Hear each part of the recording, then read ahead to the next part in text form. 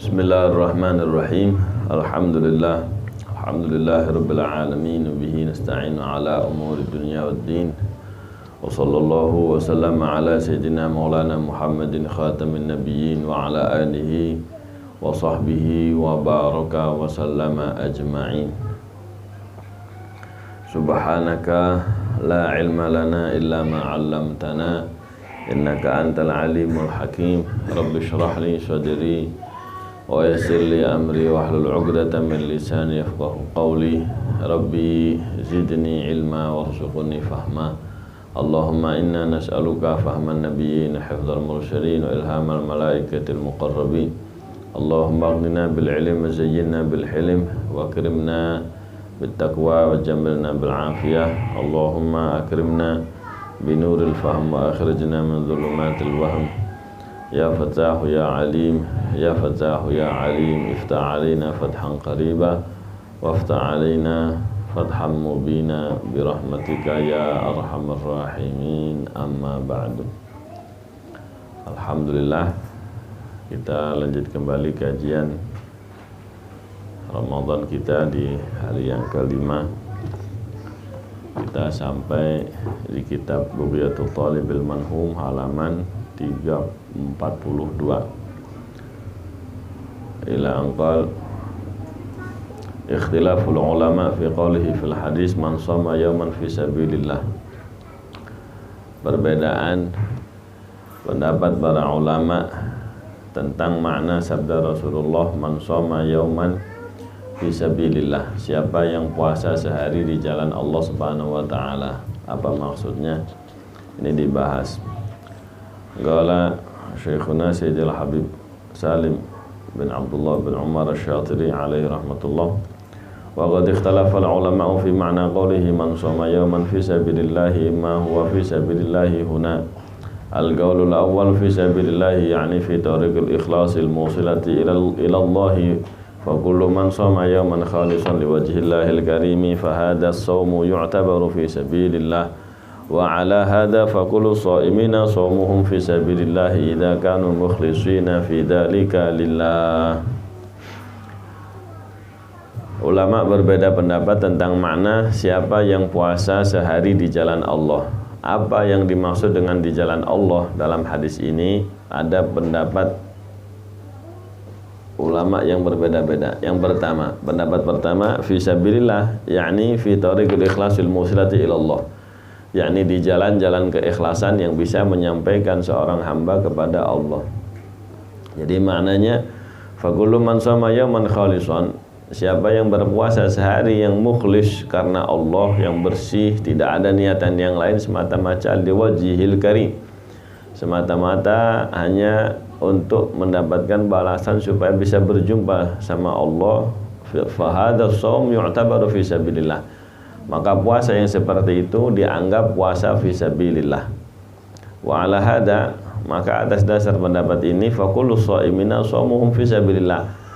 Jadi maka dari situ seluruh orang yang berpuasa berarti puasa mereka itu di jalan Allah, dengan catatan idza kanu mukhlishina fi dzalika lillah, selama mereka ikhlas dalam hal tersebut karena Allah Subhanahu wa taala. Pendapat pertama fi sabilillah ay mukhlishina lillah. Pendapat kedua al-qaulul tsani fi sabilillah ay fil jihad fi sabilillah. Fi sabilillah ini bermakna puasa di saat berjuang berjihad di jalan Allah. Ay bil ma'na al-khas wa huwa al-jihad, yakni dengan makna yang khusus, yakni dalam keadaan jihad. Lianna lafdhu fi sabilillah idza utliqa fal muradu bihi al jihad.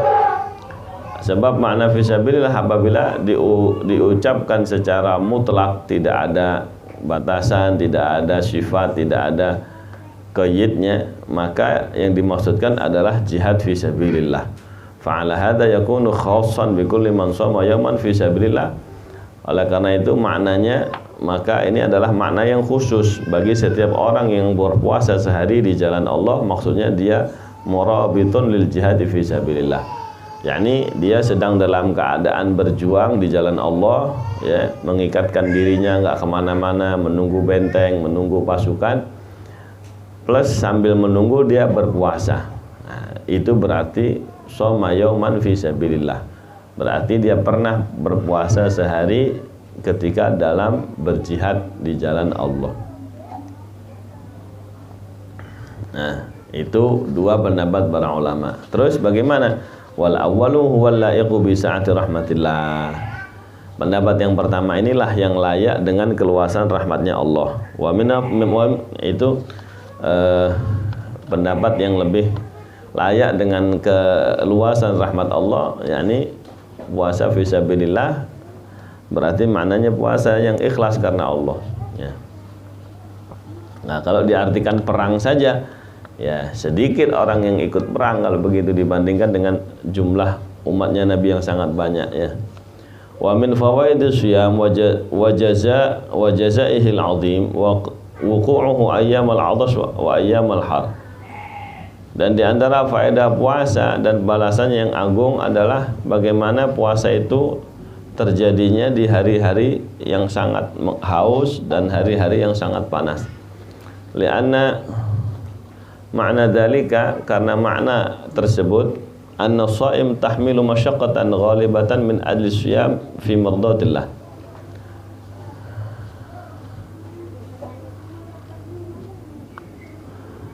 Karena maknanya bahwa orang yang puasa itu menanggung beban yang sangat berat ya, yang mana demi puasanya dia berpuasa demi mencari ridha Allah Ta'ala. Dia menanggung lapar, haus, kepanasan ya, demi mencari ridha Allah, dia tahan itu semua.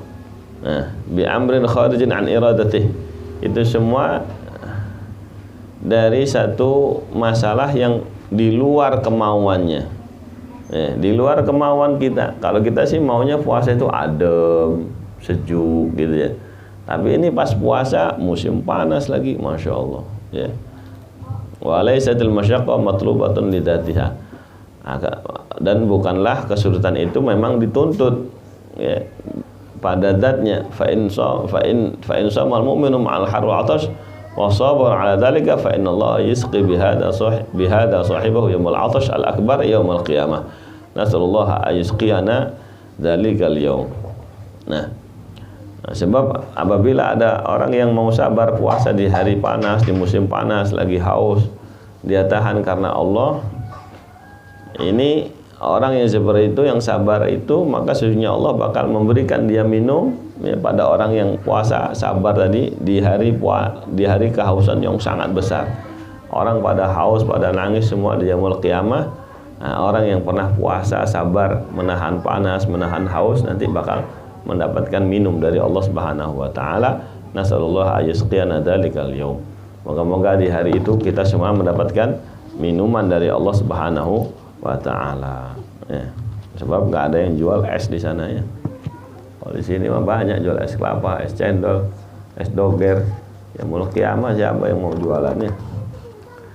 Nah, ada semuanya sedang dalam ketar-ketir ya, dalam keadaan ketakutan, menunggu hasil sidang ya, menunggu bagaimana nasibnya di hadapan Allah Subhanahu wa taala.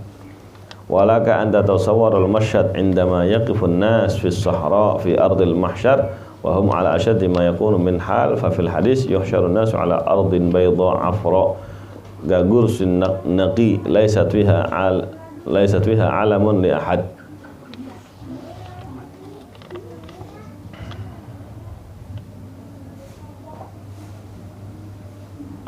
Yaqifuna sufuf baina yaday Allah ta'ala. Qala ta'ala yauma yaqumur ruhu wal malaikatu saffa la yatakallamun illa man adina lahur rahmanu wa qala shawaba.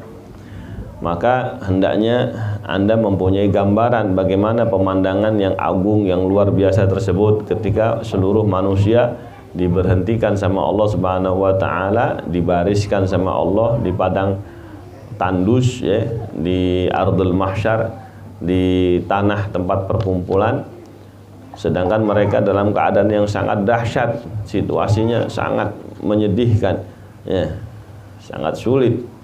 Dalam hadis dinyatakan manusia dikumpulkan di dataran yang putih polos ya, gagurusin nagi, seperti kulit yang bersih nggak ada bulunya, nggak ada tanda-tanda kehidupan, nggak ada tanda-tanda untuk seorang pun nggak ada.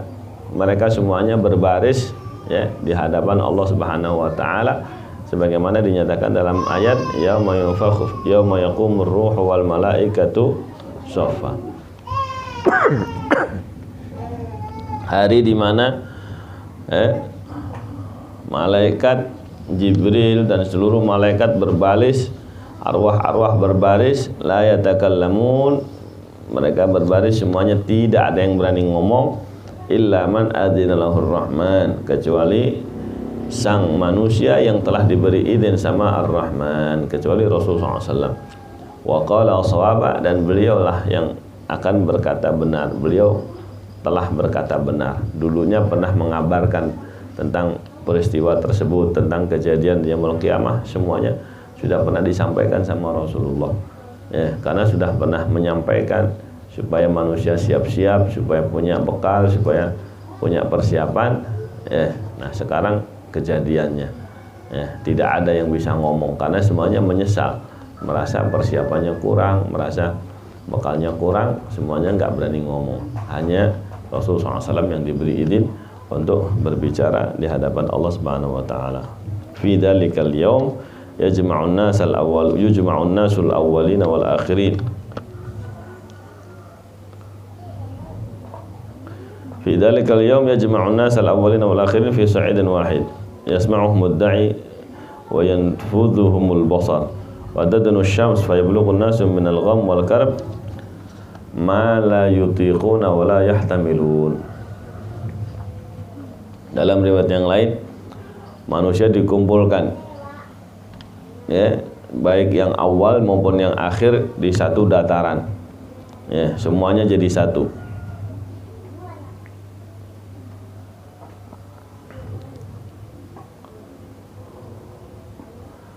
Ada orang yang memanggil wa yanfudhuhumul basar, dan semuanya pemandangannya lepas ya, matahari mendekat dan manusia dalam keadaan sumpok, dalam keadaan susah payah yang tidak pernah mereka sanggup